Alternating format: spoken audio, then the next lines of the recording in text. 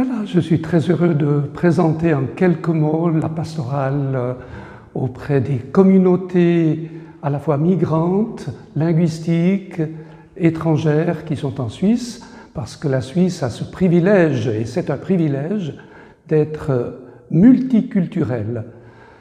Il y a à peu près le 40% de la population qui provient de la migration. Donc, on ne peut pas imaginer une église suisse et une église de la migration. La migration colore réellement, donne une couleur particulière à l'église suisse, l'église qui est en Suisse, à l'unique église. La difficulté, parce qu'il y a des difficultés tout de même, la difficulté, c'est vraiment de faire l'unité, la communion. La communion. Et la communion provient de l'unité du Père, du Fils et de l'Esprit, de la Trinité. Or, la dimension de foi est très difficile à maintenir.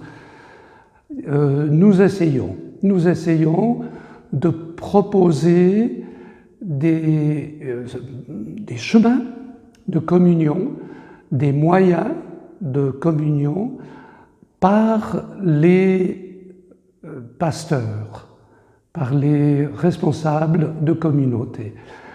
L'idée principale, c'est de permettre qu'un aumônier linguistique étranger soit en même temps partiellement curé d'une paroisse, pour permettre cette intégration à la fois des gens, des personnes, et de faire l'unité, la communion, par le responsable de la mission en question. Ça, c'est une des perspectives.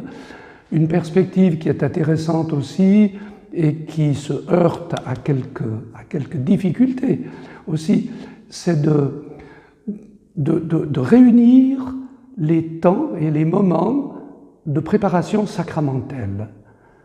Ce sont des occasions toujours privilégiées pour les familles, pour les personnes, et la plupart des communautés étrangères souhaitent retrouver dans leur contexte culturel, dans leur contexte linguistique, la préparation et la vie, la pratique sacramentelle, que ce soit la première communion, la confirmation, le mariage.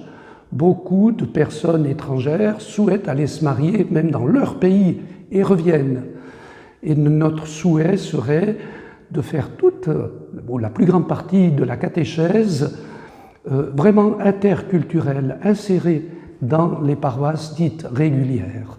Voilà, deux perspectives que nous essayons de mettre en place. Il y a cette pastorale aussi autour de la synodalité et de la préparation du synode de 2023 avec les phases diocésaines.